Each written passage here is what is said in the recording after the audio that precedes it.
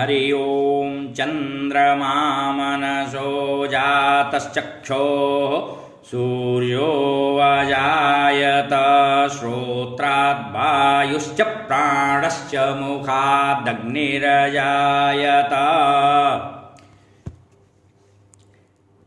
अयोध्या स्थित काली कुलालय के इस मंगल महोत्सव में आप सभी श्रोताओं का हार्दिक अभिनंदन है। इसके पूर्व मैं चंद्रमा पर एक बार पहले वक्तव्य दे चुका हूं। आज उसी अनुक्रम में यह उसका दूसरा भाग है और बहुत ही उपयोगी है, आपकी सेवा में प्रस्तुत है। चंद्रमा पृथ्वी का उपग्रह है। यह सभी ग्रहों से अधिक पृथ्वी के सन्निकट भी है। यह अन्य ग्रहों नक्षत्रों की रश्मियों को परावर्तित करके इस भूलोक पर प्रक्षेपित करता है। यह अपनी चुंबकीय आकर्षण शक्ति से समुद्र में ज्वार भाटा भी उत्पन्न करता है और इसके द्वारा प्रक्षेपित की गई पृथ्वी पर विकिरित की गई किरणों का जनमानस के मन पर अत्यधिक प्रभाव पड़ता है। जन्म कुंडली के पश्चात चंद्र कुंडली का सर्वाधिक महत्व है, वह इसी कारण से है। चंद्रमा की एक राशि पर 28 दिन की यात्रा बहुत ही प्रभावकारी होती है। चंद्रमा के निर्बल या पीड़ित या ग्रहण दोष होने से चंद्रकृत अरिष्ट उत्पन्न होते हैं। चंद्रमा का किरण बल यानी तेजो बल शुक्ल पक्ष में पूर्णिमा या उसके निकट विशेष बली एवं प्रभावशाली होता है। अमावस्या के कुछ पहले से ही वह क्षीण बलहीन होने लगता है।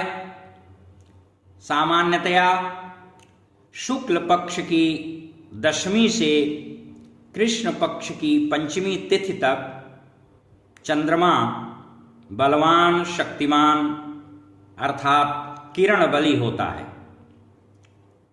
इसके बाद वह उत्तरोत्तर क्षीण बलहीन होने लगता है। छठवें कुंडली में छठवें, आठवें, 12वें भाव में स्थित चंद्रमा अरिष्ट कारक होता है। बाल्यावस्था में वह विशेष रूप से कष्टदायी होता है। राहु केतु की युति चंद्रमा के साथ यदि है, दोनों की या दोनों में से किसी एक की, तो ये दोनों ग्रहों के द्वारा चंद्रमा पीड़ित होता है। चंद्रमा पर शनि की दृष्टि भी उसे निर्बल बनाती है। विशेष करके तीसरे और 10वें दृष्टि जातक को मानसिक रूप से आलसी भी बनाती है। इसी प्रकार चंद्रमा पर मंगल की दृष्टि या युति जातक के व्यक्ति के स्वभाव में उग्रता और चंचलता लाती है। छठें, 8वें, 12वें भाव का स्वामी होकर जब जन्म लग्न में चंद्रमा स्थित होता है तो भी वह अरिष्टकारक होता है। कृष्ण पक्ष का यदि जन्म हो और चंद्रमा वृश्चिक राशि का हो तो वह निर्बल होता है और प्रायः करके मानसिक पीड़ा प्रदायक होता है। ऐसा जातक यदि पुरुष है तो वह स्त्री से अभिशप्त चित्त वाला होता है। शारीरिक और मानसिक दोनों प्रकार के रोगों को भी उत्पन्न करता है और लांछन भी प्रदान करता है। मिथ्या लांछन, मिथ्या रोग। शरीर में चंद्रमा जलीय तत्व का कारक है, इसलिए कफ जनित विकार भी उत्पन्न करता है। पृथ्वी पर जितना भी जलीय अंश है उन सब पर चंद्रमा का प्रभुत प्रभाव रहता है। इसलिए नदियों, सरोवरों की खुली मुक्ताकाशीय जलराशि पर चंद्रमा और सूर्य की या अन्य ग्रहों की किरणें प्रभुत मात्रा में हमेशा पड़ती रहती हैं। खुले वायु का संस्पर्श भी जल से होता रहता है। इसलिए इन जलों में औषधीय स्वास्थ्यवर्धक गुणों तत्वों का समावेश हो जाता है और इसकी इसी विज्ञान मूलक प्रभुत क्षमता और उसके प्रभाव को जान करके हमारे भारतीय मनीषा ने भारतीय सनातन संस्कृति धर्म के विभिन्न पर्वों पर समय समय पर इनमें स्नान करने का विधान और नियम बनाया गया है। यदि स्त्री की कुंडली में चंद्रमा निर्बल या पीड़ित हो तो उसकी गर्भधारक क्षमता भी कुप्रभावित होती है, क्योंकि यह मन का भी कारक ग्रह है। निर्बल या पीड़ित चंद्रमा का मन पर बहुत बुरा प्रभाव पड़ता है।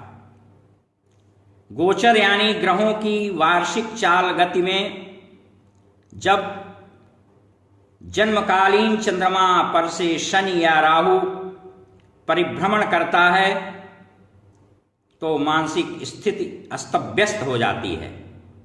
शनि का यह चंद्रमा पर भ्रमण ही तो 7.5 है। चंद्रमा जनित अनिष्ट शारीरिक दृष्टि से विकार उत्पन्न करते हैं। मानसिक रूप से भी विचारों में विकार भर जाता है।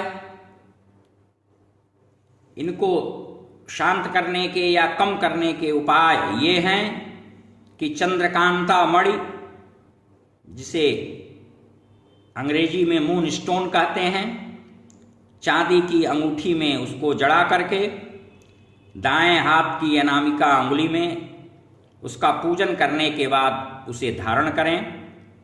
शुक्ल पक्ष में सोमवार के दिन हस्त, रोहिणी या श्रवण नक्षत्र में पूजन करके धारण करें। पुख्यामृत योग में भी चंद्रमा का चांदी या भोजपत्र पर यंत्र बना करके उसका विधिवत पूजन जप करें। इनके वैदिक, पौराणिक या तांत्रिक मंत्रों का जप करके पलाश की समिधा को गोघृत में डुबो करके इनके मंत्रों से हवन करें। हवन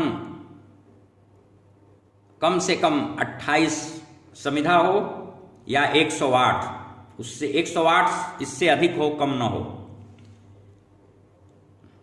बिल्कुल उपलब्ध नहीं है तो अनुपलब्धता की स्थिति में भी कम से कम 28 समिधा होनी चाहिए, और वो भी प्रदेश मात्र अपने।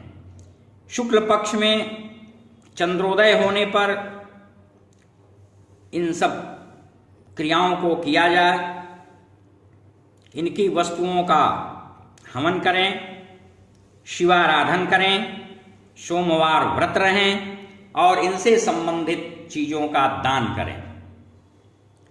चंद्रमा के विषय में और भी विस्तार से और उपयोगी सर्वांग जानकारी यदि आपको चाहिए तो मेरे द्वारा इसके पूर्व वीडियो में चंद्रमा पर दिए गए वक्तव्य को आप सुनें और उसका भरपूर उपयोग करें। हरि ओम। शांति शांति शांति।